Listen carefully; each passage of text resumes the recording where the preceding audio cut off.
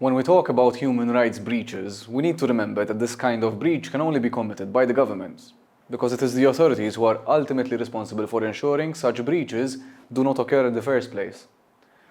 So what happens when former government representatives accuse their own government of breaching their rights? Well, what happens is what we saw today in court, a farce.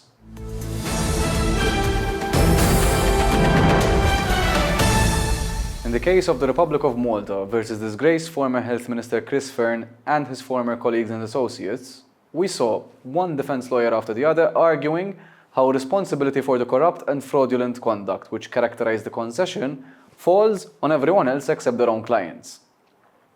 For context, in today's hearing we heard final submissions from every individual who is accused of committing crimes in relation to this case.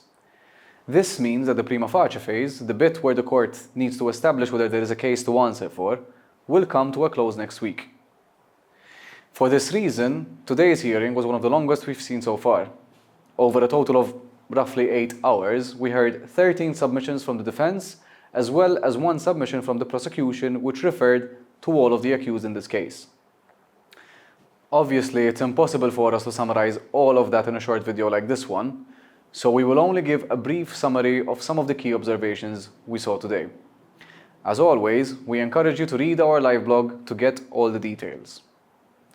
Throughout the last few weeks, we saw several attempts from the defense to erode the credibility of the court experts who were appointed to assist with the inquiry that led us to the case we are following today, as well as the conclusions of the inquiring magistrates.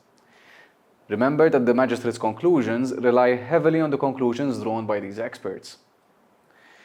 Today, we saw the biggest attack from the defense to date.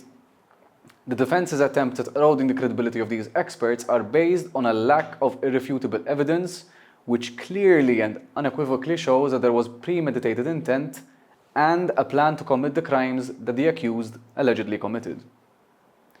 In reality, it is a known fact that with financial crimes like money laundering, there is always a lot of secrecy, hiding, and the deployment of tactics which are used to cover up the real purpose of a transaction between one individual and another, including through the use of offshore companies like the ones linked with VGH.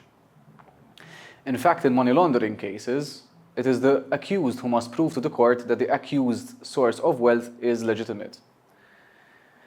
When you take note of this, it is easy to notice that the defense's arguments about the quality of evidence are made under the assumption that the prosecution somehow has the faculty to produce proof for every single accusation, when in reality it is very difficult to prove criminal intent with crimes that must, by their very nature, remain concealed. The complexity of this case means that Magistrate Leonard Caruana has got his work cut out for him before making a decision today week. Whatever happens, we will be present to provide you with the latest updates about this case. See you all next week.